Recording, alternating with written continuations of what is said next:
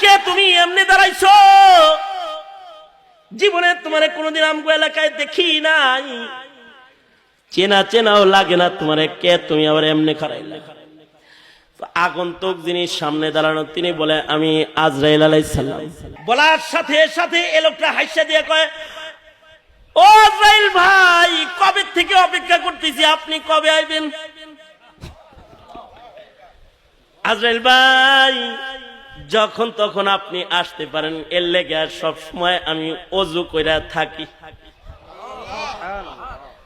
আজকেও আমি ওযুর হালতে আছি। বুঝছি আজরাইল ভাই, আপনি বুঝি আমারে নিতে আইছেন। তাহলে আজরাইল ভাই শোনেন, এই যে আমার মাথার তরকারির বোঝাটা আমি নামাইলাম, এখনো আমার ওযু আছে আজরাইল ভাই। এই যে আমার কাঁধের গামছাটা, এটাই হলো আমার জায়নামাজ।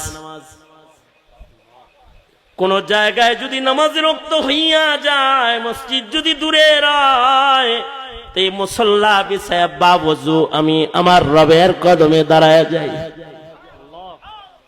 এখন বা ওযু আছি, কাঁধের গামছাটা এটা আমার জায়নামাজ।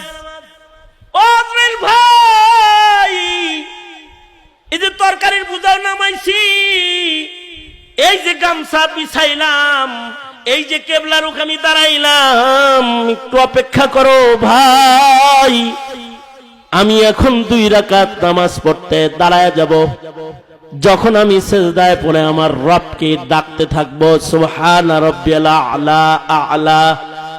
আজরাইল ভাই রে, তখন তুমি আমার রূহটা কবজ কইরা লইয়া যাও।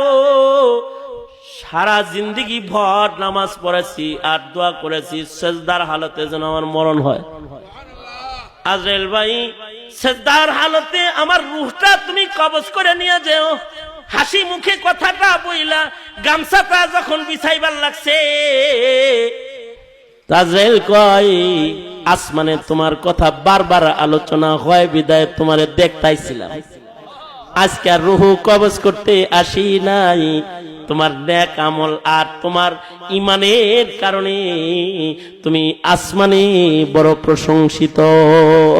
আজকের মুলাকাত রূহ কবজের মুলাকাত নয়, আজকের মুলাকাত তোমার সাথে মুহাব্বতের মুলাকাত। আল্লাহু আকবার কাবীরা।